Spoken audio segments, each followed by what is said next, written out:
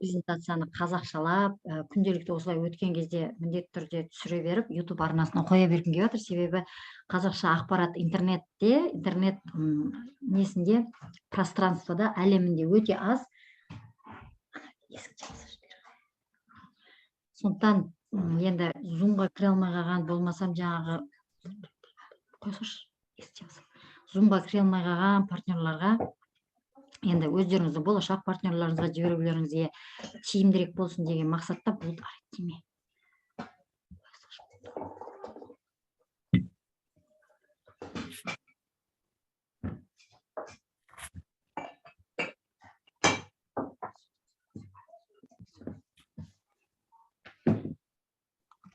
Бірінші кезекте біздің монетаның қанша уақыттан бастап жұмыс жасап жатырған туралы қазір қысқаша ақпарат.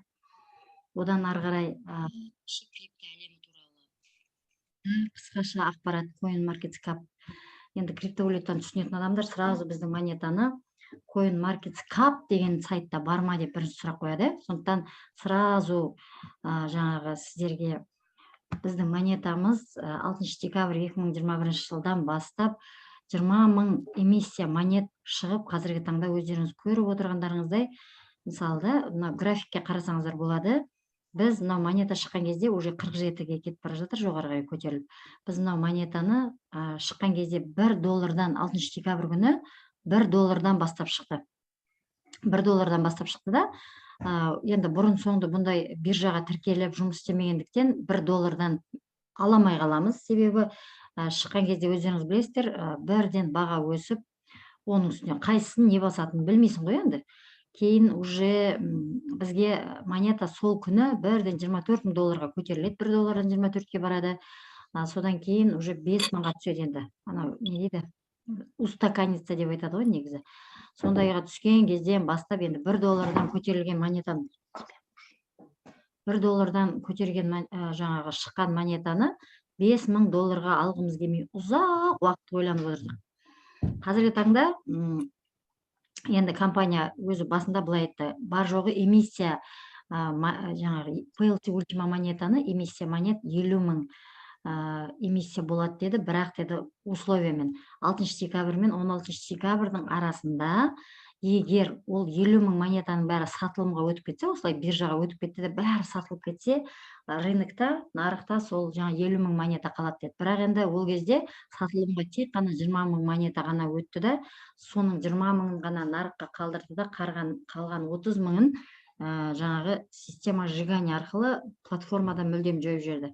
Қазіргі таңда енді рыноктағы монетаның қанша айналып жатырғанын CoinSpeed'тан өздеріңіз көрсеңіздер болады. Мен мына жерде өзім кабинетіме шығып кеттім бағана. Сондықтан кірмей қояйын, осылай сыртынан көрсете берейін. Енді ары қарай бізге сол монетаны, енді өздеріңіз білесіздер, криптовалютаны қалай жаңа құнның өскен есебінен пайда тұрады. Мысалы, элементарный биткоинді ала берейік, басқалардың бәрі альткоиндар, биткоин ғой негізі бізге крипто әлемді алып келген. Биткоиннің өзін сіз өзіңіз мысалы қазір 44.000-нан сатып алып, енді определенный сатоши сатып аласыз ғой, барлығында шама келмейді, сатоши деген 0-ден кейінгі тиындар деген сияқты. Соны сатып алып, өзіңіздің блокчейн, қазіргі бізде интернет әлемінде цифровой кошелектер өте көп. Цифровой кошелекті шығаратындар, ол енді қазіргі заманның жаңағы технологияны меңгерген айтишниктар деп айтуға болады. Олар өздерінің жаңағы кошелектарын шығарып, қазір енді түсініп жатырмыз, бұрын онша біле бермейтінбіз, өздерінің кошелек шығарған монеталарын шығарып, ары қарай соны дамытып, қазіргі таңда мысалы мына blockchain.com деген сайтта басында бұл кошелек болып шыққан, мен бірінші үйренген жаңағы валет қой, мына блокчейн валет. Қазіргі таңда ішінде өзінің жаңағы обмені бар, доступ, обмен жасауға болады монеталарды бір-біріне, криптовалюталар бір-біріне, плюс еще өзінің биржасы бар. Қазіргі таңда бұлар как биржа ретінде жұмыс жасап жатыр екен. Ол туралы ақпаратты CoinMarketCap'ты шұқылап, ақтарып жүріп, сондай нәрселерді қазіргі таңда үйреніп жатырмыз. Енді өзім 2017-тен бастап осы как раз осы биткоин маған криптовалютаны түсінуіме өз себебін тигізген, септігін тигізген. Себебі маған осы биткоинді айтқан кезде болашақта биткоин деген ақша үлкен ақша болады екен. Міне қазірден бастап өзің кошелегіңе жинасаң деп көрсеткен. Бірақ енді ол кезде менде алатын ақша жоқ. Сол ел жұрттың кошелегін телефоннан көрсеткен, соны көргеніме мәз болып жүре берген кезім. Мен көз алдында 1798-ден 2000 долларға дейін көтеріліп кетті. Анаған миым жетпейді, енді қалай ол өсіп жатыр деген сияқты.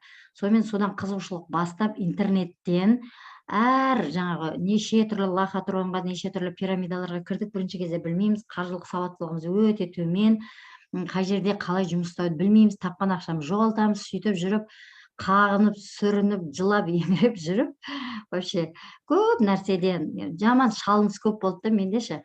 Ана площадкаға барам, ақша жоғалтамын, анаған барам, жоғалтамын. Содан кейін ақырында жаңағы финансовый грамотность, инвестиционный грамотность деген обучение болатын болды. Соған қатыс десе, оған қатысатын ақшам болмай қалғанда, содан кейін мені бизнеске шақырған партнер, менің спонсорым, маған саған ақшаны мен төлеймін, бірақ қарызға берем, бірақ кіріп тыңдашы деп. Ана жерде тыңдаған кезде, ана басынан аяғына дейін отырып бір өзімді көргендей болып, одан кейін де біраз нәрсеге ұрындық қой, ол да өтірік емес.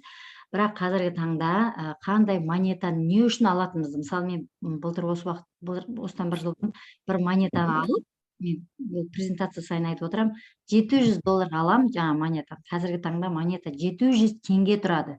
Ол кезде де білмейміз ғой, анау монета десе бізге бір жаңағы үлкен ақша. Себебі енді уақытысында миымызда қалып кетті, мына биткоинді алған адамдар байып кеткенінше. Сондықтан біз де солай ұрынып, қазіргі таңда әйтеуір ала бермейтін болдық. Ал енді біздің койн жаңағы PLC Ultima монетаны не үшін біз алуымыз керек? Ол не үшін өседі? Қазіргі таңда ол қалай 47 мың болып кетті деген сияқты сіздерге енді бәрібір де сіздердің көкейлеріңізде, егер сіз жаңадан келген жаңағы партнер болсаңыз, бәрібір болады ол сұрақ. Бірінші фактор бұндай монетаның қазіргі таңда осыншалықты өсіп кеткені, ең маңызды факторы монетаның санының шектеулігі. Бірінші фактор. Екінші фактор, монета 120 мемлекетте дамып келе жатыр. Енді алдында PLC монетасы болған ғой, өзінің компанияның PLC монетасы болған. Ол монетаны да бірінші кезде жақсы адамдар енді монета арқылы жағдайын жасап алып, кейіннен барып біреулер үйін, машинасын сатып кіріп кетеді ғой, басы бүтін. Әсіресе біздің қазақтар, өзім де сондай біреуге жатам. Сондаймыз, тапқан ақшамызды сол жерден байып кететін сияқты жүгіріп кетеміз да, сосын отырамыз кейін. Миымыз жетпей, қалай болды деген сияқты. Сөйтіп бұған да біраз біздің отандастарымыз салған екен. Себебі менің жаңадан кірген партнерлар как раз осы платформаны айтса, ой, ол болмайтын нәрсе, ол лохотрон, ол пирамида деп осы баяғы PLC-ді айтып жатыр екен. Бірақ Алекс Райнхард өзінің PLC монетасын тастап қойған жоқ. Айырмашылығы. Бұл жаңа воздухты сатып өзіне ақша істеп шығып кеткен жоқ рыноктан. Бұл жерде өзінің енді болады ғой, енді жаңадан бастағаннан кейін, технологияны жаңадан меңгеріп жатырғаннан кейін, осы өзінің бірінші монетасын стабильный лестничный рост деп айтамыз ғой, стабильно лестницаны елестетіңіздер, стабильно өсіп келе жатырған монетаға келтіру үшін, ол енді өзінің жаңа стратегиясын құру арқылы, екінші PLC Ultima монетасын запускать ету арқылы, нарыққа шығару арқылы, жаңағы уже мына монета өткенде мен көргенде 0,10 центқа дейін өсіп қалған еді, қазір уже 70 центқа көтеріліп қалды. Себебі бізге қазір ұсынып отырған продукт фермасын, смарт контрактысын как раз осы монетамен бірге запускать еткен екен. Мен өзім де кіргем, ол кезде жаңағы айтып отырмын ғой, монетаның құны төмен болғандықтан, ана неощутимая сумма дейді ғой, анау майда шүйда болғаннан кейін елдің көзіне іліге бермеген ғой, мына платиншы PLC. Кейіннен барып, мына PLC Ultima'да, мен қазір PLC Ultima'ға келем, просто салыстырмалы түрде айтып жатырмын. PLC Ultima'да уже жаңағы смарт контракттан ақшалар түсіп бастаған кезде мен ашып, анау мынаның фермасында ашып, мен қазір телефоннан да көрсетіп кетемін оны сіздерге. Ашып қарадым да, мынау продукт, бұның шынында да керемет бірегей продукт екен. Біз оны просто түсінбей жатыр екенбіз деп та. Сондықтан араларыңызда бұрын соңды платин туралы информация естіп, оны лохотрон деп түсініп алған партнерлар болса, ең бастысы, бұл жаңа нарықты құрап келе жатырған компания, нарықта 5 жыл, өзінің екінші продуктысы арқылы, мына PLC Ultima продуктысы арқылы, өзінің осы монетасын болашақта, как стабильная монета, стейблкоин ретінде өзінің онлайн площадкасында міндетті түрде пайдаланатын болады. Қазіргі таңда өзінің бұл именно осы PLC монетасының жаңағы монетасына арнап карта уже шығарып тастады. Мен оны сіздерге қазір көрсететін боламын. Мен бұны сіздерге жаңағы компанияның 5 жылдық тарихы бар екенін, 120 мемлекетте дамып жатырғанын, плюс еще 120 мемлекетте өзінің енді определенный сообществосы бар ғой, қауымдастығы, сіз бен бізден тұратын қауымдастығы бар екенін, қазіргі таңда CoinMarketCap'қа шығып, CoinMarketCap'қа шықты деген уже қауымдастықты, сообществоны, комьюнитиді одан ары қарай дамытып жатыр дегенді білдіреді. Міне өздеріңізге қазір көрсететін болсам, мынау жаңағы біздің монетаның жаңағы осы CoinMarketCap'тағы орны 2955 орында екен. Бар жоғы монета 3 ай болды шыққанына, 4-ші айға аяқ басып кетіп бара жатыр. Микрофонды өшіреміз. Микрофонды өшіріп кіреміз вообще зумға кірген кезде. Қазіргі таңда мына монетаның құны 46.829 болып жатырғанын, биткоинмен жаңағы эфириумға салыстырмалы түрде енді 0,52% суточный процент болса керек, жаңағы сәл түсіп тұр екен. Бірақ біздің монетаның құнына қарасаңыздар, почти биткоиннің құнына жетіп асып бара жатыр. Жаңағы өткенде Алекс Рейнхардтың өзі тікелей эфирді видеоға шығып, енді осындай монета өсіп жатырғанын көргеннен кейін бізге как бы көрсетіп жатыр ғой, біз әлі жаңағы біздің мақсатымыз биткоинмен бәсекелестік болу емес, біз өз нарығымызды құрағымыз келеді. Биткоиннің жіберген қателіктерін, басқа крипталардың, басқа альткоиндардың жіберген қателіктерін бәрін ескере отырып, біз өз алдымызға как бы монета болып қалыптасқымыз келеді деп. Сондықтан дәл қазіргі таңда өз монетасын шынында өз алдына қалыптастырып келе жатыр. Қалыптастыру мақсатында бірінші жаңа Bbox биржаға шықты, одан кейін бір 14 күннің ішінде, бірінші CoinsBit биржаға шықты, одан кейін 14 күннің ішінде Bbox биржаға шықты. Одан кейін как раз осы CoinMarketCap деген сайтқа шықпай тұрып, CoinGecko деген сайтқа шықты. Ары қарай енді сайт агрегаторлар айтып жатырған. Одан кейін тағы бізде Crypto.com деген сайт агрегатор бар. Crypto.com деген сайт агрегатор туралы, мысалы, мен өзім неге қызығам, анау жекпе-жек бар ғой, бой без правил. Сода қарап отырсам, өңшең жаңағы Crypto.com деген футболкалар, спортивкалар киіп шығады да, кейін бір күні осы YouTube'да ашып жүріп, именно олар өздерінің жаңағы токендарын продвигать етіп жатырғанын көрдім да, уже спортта бұл саладан өз үлесін алып қалуға әрекет жасап жатыр да. Оны енді екінің бірі түсіне бермейді. Бұл нарық уже бізде интернет әлемінде 13-ші жыл кіріп кетті. Сондықтан бұл енді жан-жақты дамуға әрекет жасайды. Бұл блокчейн технологиясы болашақта бүкіл әлемде дамитын болады. Сондықтан дәл қазіргі таңда түсінген адамдар, мысалы сіз бен біз сияқты қарапайым халыққа арналған продукт деп айтуға болады. Себебі біз өзіміздің кішкентай ақшамыздан монетада үлкен ақша жасап аламыз. Енді бізге сол ақшамызды одан да ары қарай еселеу үшін, мысалы санын сатып аламыз да, мысалы биржалардашы, мысалы элементарный любой қайсы монетаны алсаңыз да, сіз сан сатып аласыз да, оны тек қана кошелекте ұстап отырамыз. Мысалы биткоинді осы wallet кошелек қой, енді wallet деген, мысалы 0.001 сатоши сатып алсаңыз, сіз кошелекте тек қана сатошиіңіз ғана тұрады да, курстың өскен есебінен ғана пайда көресіз.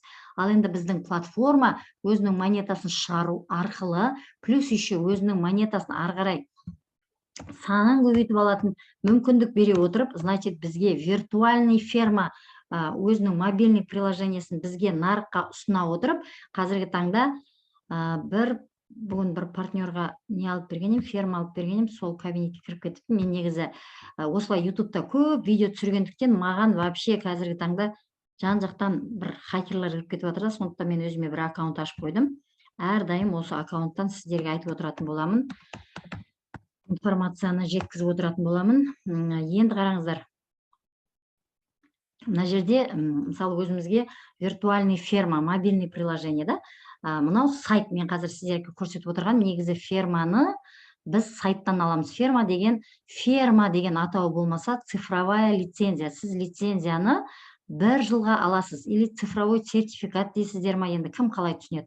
1 жылға аламыз. Мысалы, ең төменгі жаңағы цифровой сертификатымыз 110 евро, одан кейін 275, 550, ары қарай осылай монета сыйымдылығына байланысты, байқасаңыздар, монета сыйымдылығына байланысты біздің фермалардың құны жоғарылап кете береді. Қазіргі таңда біздің жаңағы компанияның келесі, мысалы алдыңғы 3 продуктысы жаңа минимальный пакеттер болса, ең төменгі пакеттер болса, қазіргі таңда 6 пакет жаңа 1100 евролық пакеттен басталатын VIP пакеттерге жатады. Оның ішінде, мысалы, сіз 1100 евроға пакет алсаңыз, өзіңізге ферма алсаңыз, мен енді пакет деп айта беремін. Пакет деген ол ферма деп түсіне беріңіздер.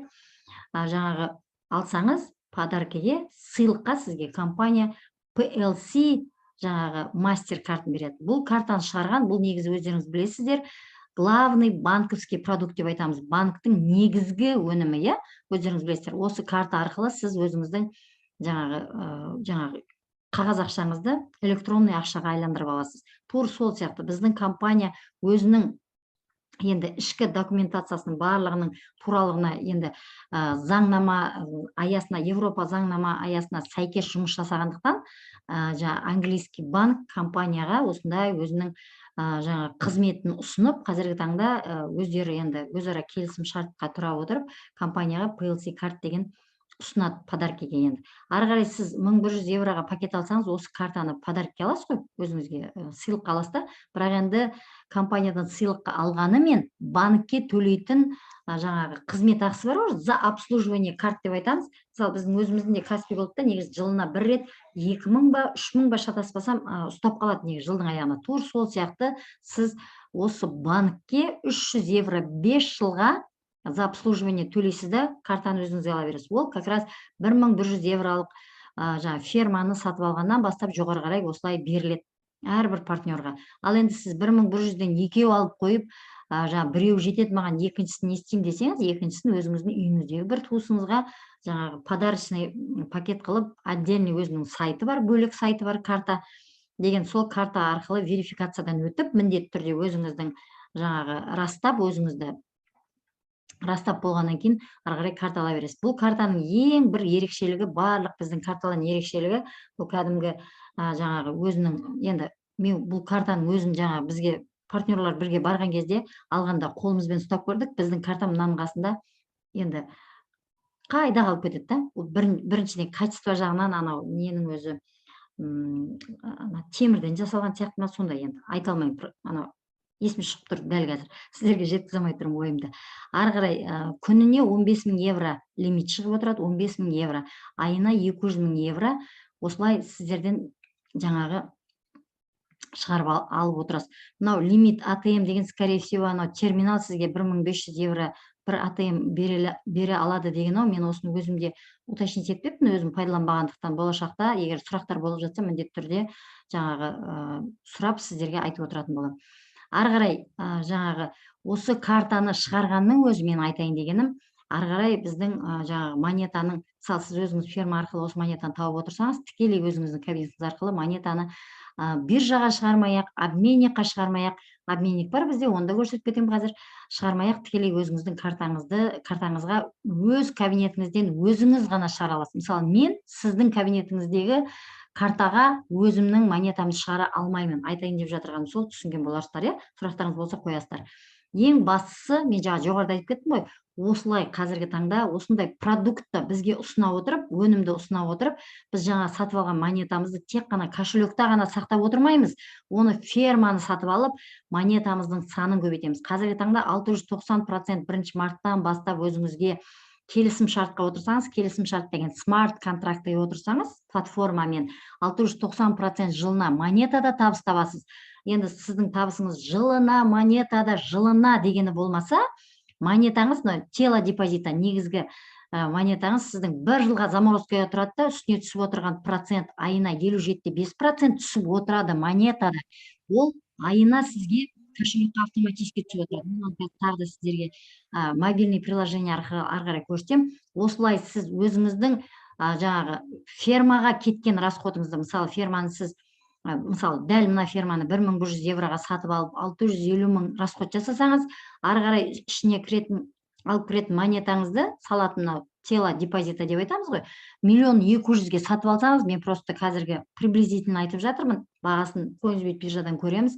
Міндетті түрде ертең жұмыс жасағандарыңызда өздеріңізге демонстрация экраны арқылы үйретіп отырамыз.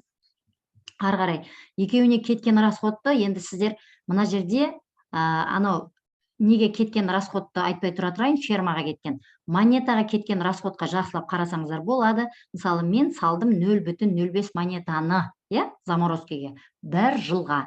Ал енді айына беретін монетаның өзі 0,0228,75. Мынаның жартысы, тең жартысы. Бір айда аласыз, екінші айда тағы да осылай аласыз. Мен оны қазір көрсетемін, параллельный телефон арқылы. Сонда сіз монетаға кеткен ақшаңызды 2 айда қайтарып алдыңыз. Монетаға санағанда. Мен оның құнын айтып тұрған жоқпын. Оның құны, міне 3 айдың ішінде біздің монетаның құны осындай өзгерістерге ұшырап жатыр. Дәл қазір 46,899 болып тұр. Өткенде 54-ке дейін көтерілген мына жерде. 54-ке дейін барған мына жақта енді оның бәрі. Болашақта оған тағы да барамыз дегенді білдіреді. Ал біз кірген кезде $5,000 болған. Қазір $5,000 болды. Біз қазір сіздерге солай айтып жатырмыз. Біз алған кезде $5,000 болды. Біз оны $1 аламыз деп әрекет жасадық. Бірақ біз почему-то $5,000 алдық деп жүргенбіз. Қазір сіздерге айтып жатырмыз. $46,000 деп. Ертең сіздер де бұны $46,000 алдым деген болмаса, біздің монета 3 айдың ішінде осындай көрсеткіш көрсетсе, 1 жылдың ішінде қандай көрсеткіш көрсетеді. Ал сіздің смарт контрактыңыз сізге 1 жыл қызмет жасайды. Айына монетада ұстап отырасыздар. Сонда сіздің расходыңыз, қайттан қайталап айтамын, бір монетаға кеткен расходыңыз 2 айда қайтса, ары қарай сертификатқа кеткен расходыңыз, мысалы, 1100 евроңыз, сіздің көп ақшаңыз кетіп қалса, ол сіздің мына жақтан монетаның өскен есебінен мынау, может, 3-ші айда қайтады. Мүмкін вообще 1 айда қайтады. Біз, мысалы, салған ақшамызды 1 айда қайтарып ала салдық. Қанша расход жасадық, 1 айдан кейін үстінен ақша қосып шығарып алдық қой қайта. Қазіргі таңда осындай керемет продуктыны, осындай өзіміз сияқты жаңа қарапайым ақшасы жоқ, жағдайы жоқ, кредиттің косягына кіріп кеткен, айлығына жетпей жатырған. Мысалы, мен өзім де сондай адамға жатам, осы площадкаға 0-ден келіп, қазіргі таңда айына енді қазірше теңгенің құны түсіп кетті, бірақ енді соған да жетпей жатырған бір адам дәл қазіргі таңда теңговый миллионер болдық деп айтсақ, енді артық айтпаған болар едім, себебі мен бар жоғы қалтамда көк тиын ақша жоқ, бірақ енді осы технологияны қолымнан келгенше қанша жыл сүрініп құлап жүріп меңгердім деп отырмын ғой, тем более YouTube арқылы. Маған ешкім үйреткен емес, 1 рет обучение алдым, жаңағы финансовый грамотность бойынша болды. Басқа қай жерде тегін обучение, сол жерге жүгіріп мен баратынмын. Себебі қалтамда ақша жоқ, барып анан ақша төлеп шіреніп отыратын, оқитын уақытым жоқ, мен кредитім бар, квартирада тұрам. Енді оның бәрі не үшін айтып жатырмын? Себебі адамдардың бәрі қазір айтып қалсаң күйзеліп жатырған бір адам. Менің уақытым жоқ, менің ақшам жоқ, менің кредитім бар, мен квартираға төлеп жатырмын деп айтады да. Соның барлығы басымыздан өтті. Ол бастысы, ең бастысы, егер сіздің өзіңіздің ақшаңызды көбейтуге деген сіздің өзіңіздің желанияңыз болса, сізге ешқандай нәрсе кедергі емес. Жұмыс істегенде де 2 жұмыс істеген менде. Ана кредитке табам, анаған жабам, анаған табам, анаған жабам. Даже уақытым да жоқ. Нормальный адам соп ұйықтамаған да күндерім болатын. Бірақ соған қарамастан интернетті ашып алып, осыны жаңа қолымнан келгенше үйреніп, біреу шақырса соған барып, көріп, тыңдап, мысалы, бір нәрсені мен білмесем, ол білет, мен одан үйреніп алайын деген сияқты. Қазіргі таңда енді өзім осы саланы меңгеріп алғаннан кейін, қолымнан келгенше осындай ақша тапқысы келген, сразу айтам, ақша тапқысы келген, үйренгісі келген адамдармен осылай Zoom арқылы жұмыс жасап жатырмыз. YouTube-қа қоям. Маған, например, параллелькада шығады. Менің өзімнің спонсорым вообще пока маған айта алмайды, өзі түсінбейді, мен соның артынан тіркелгем, айтып жіберіңізші деп шығып тұрған кезде, енді өзім уақытында қиналып, біреуден сұрасам, ақша сұрағанда өзіме де айтпаған кезім есіме түседі да, қиналмай-ақ айта салайыншы деп, оған да айтам да. Сондықтан қазіргі таңда максимально қолдарыңыздан келгенше осындай площадканың мүмкіндігін жіберіп алмай, өздеріңізге мен жаңа айтып отырмын ғой, 0-ден ақша істеуге болады деп. Қалай тіркелдіңіз, сізге сразу кабинетке активность береді. Өзіңіздің жеке реферальный сілтемеңіз болады. Осы сілтемеңіз арқылы біздің компанияның продуктысы, мынау фермалар, 9 түрлі ферманы сата берсеңіз, сразу айтпаймын, адам артыңыздан жүгіріп келеді, очередьке тұрады деп. Жоқ, бірінші кезде сіздің біліміңіз қашан дамыған сайын, олар да сіздің біліміңізге келеді екен да, мен соны түсіндім. Сондықтан сіз өзіңізді дамыта беруден жалықпаңыз. Бүгін бір информацияны естіңіз бе, ертең екіншісін тыңдаңыз.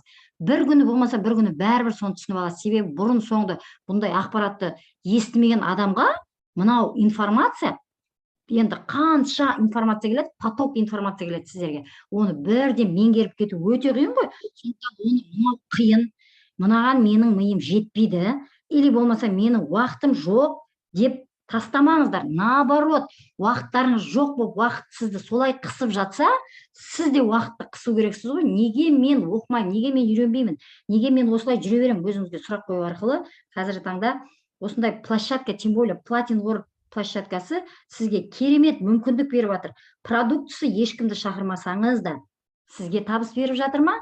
Плюс еще сіз қалтаңызда ақшаңыз жоқ, бірақ өзіңізді дамыту арқылы осы продуктыны жан-жағыңыздағы ақшасы бар адамға сату арқылы өзіңізге міне беріп жатырған продуктыны алатын мүмкіндігіңіз бар. Сондықтан дәл қазір мен сіздерге көрсетіп жатырған компанияның Ultima Farm приложениесі как раз жаңағы біздің жаңағы сайт арқылы өзімізге ферма сатып алсақ, ары қарай осы приложение арқылы монетаны салу арқылы, смарт контрактыға тұру арқылы, смарт контракт деген блокчейндағы келісім шарт, қайттан қайталап айтам.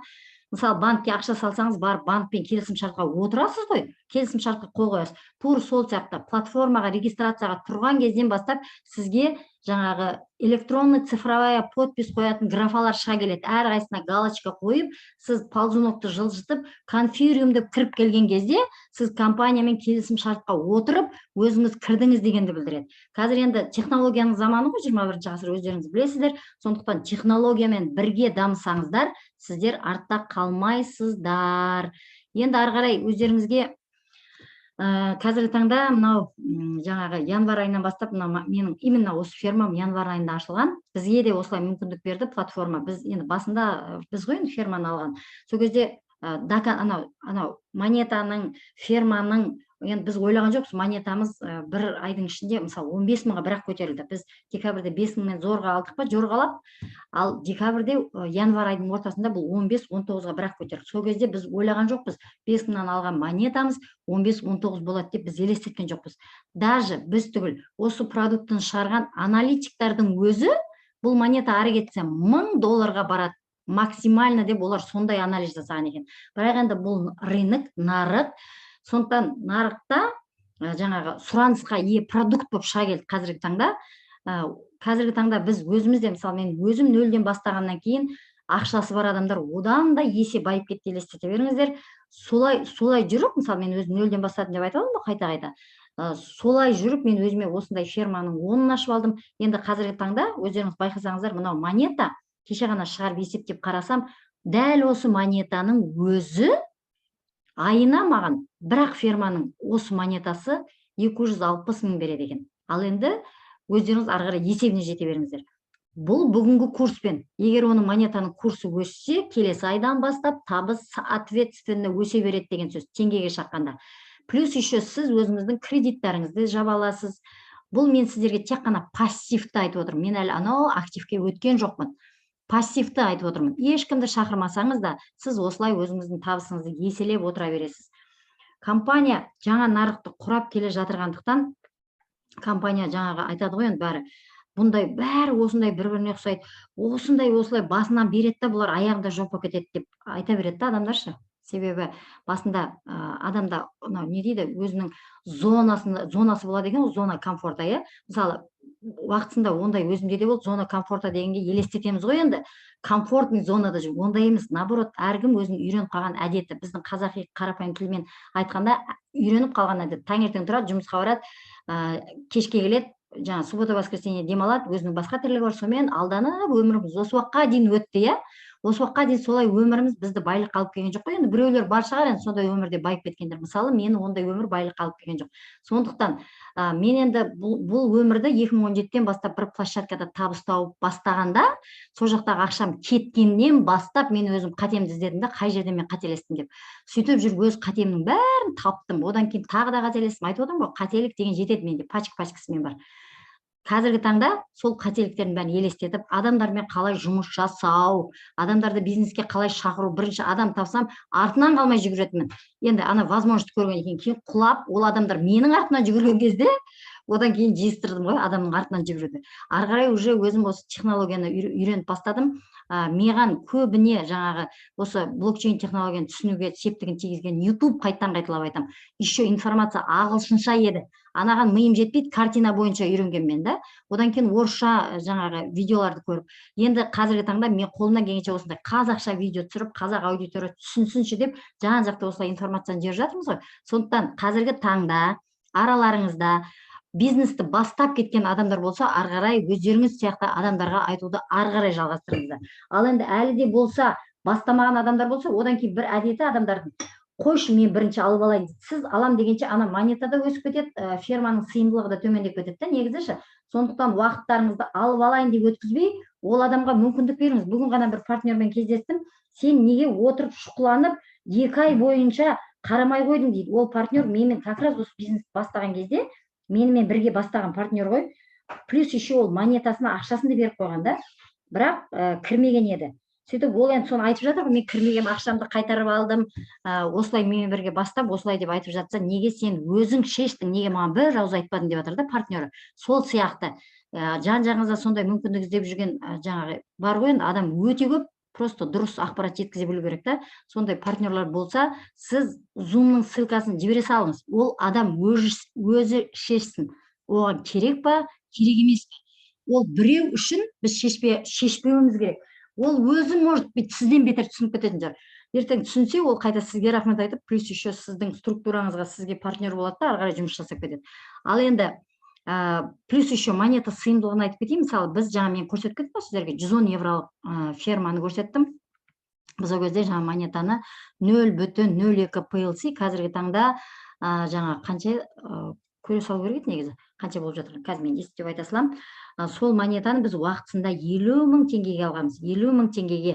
Оны еще біз аз алып қойдық деп недовольный болып алғанбыз ғой, оны ше, аз алып қойдық 50 000-ға деп ше. Қазіргі таңда бұны мен сіздерге 47 000 долларға көбейткенде қанша доллар? 940 доллар болып тұр. 0,02 монета сіздерге 940. Біз уже өзіміздің монетамызды елестете беріңіздер. Қанша еселеп табысты қылып алдық. Біз ары қарай да, мысалы мен өз басым әр айда жоқ дегенде 110 евролық фермадан біреу қосып отырам деп өзіме цель қойдым да. Қазіргі таңда енді ең азы біреу қосып отырам дедім. Енді қолымнан келсе, одан да ары қарай көбейткім келеді. Себебі продукт бізде 3 жыл жұмыс жасайды. Әр ай сайын монетаның құны өскен сайын фермаға монета сыйымдылығы азайып жатыр. Плюс еще әр ай сайын монета бізге табыс жағынан жаңағы индекс минтинга дейді ғой, мысалы қазіргі болса 690% біз процентном соотношении айтқан кезде. Ал енді индекс минтинга деп технологияның тілмен айтатын болсақ, 6-9% жылына, айына 57,5%. Жоқ, қандай болып кетеді проценті? Короче, айына 57,5%пен айтылады. Сонда қараңыздар, сіздер қазір өздеріңізге әр айда ферманы жинақтап, монеталарыңызды сала берсеңіздер, өздеріңіз байқасаңыздар, сіздер өздеріңіз майнерсыздар ғой, майнер. Кәдімгідей анау монетаны добывать етіп атады ғой, фермаларды, кәдімгі майнинговый фермалар. Тур сол сияқты, бірақ сіз оған лишний энергияңыз кетірмейсіз, тек қана сол определенный ақшаңызды салып қоясыз да, и то ол ақшаңызды бір айдан кейін монетаның өскен есебінен қайтарып аласыз. Монета өспей сол бағада қалып кетсе, 2 айдан кейін қайтарып аласыз. Ал енді жаңағы монетаның құны түсіп кетсе деген сұрақ туады кейбір адамдарда. Монетаның құны түсіп кетсе, бізге одан да біз жапа шекпейміз. Себебі бізге ферма, сол кезде алған ферма монетаның сыйымдылығын кеңейтеді да, біз одан да үлкен монета сиятын ферма алып аламыз. Ал біздің табыс монетада, ферма бізге монетада табыс береді. Енді уже 1 минуттан кейін Zoom бітейін деп жатыр екен. Сұрақтарыңыз болса, қайтадан кіріңіздер. Енді мен кеше негізі дұрыстап өткізген жоқпын, интернетім жақсы болмады да. Дәл қазір осы жерден тоқтатып, партнерларыңызға жаңағы YouTube арқылы сохранить етіп қоям, ары қарай жібере беретін боласыздар.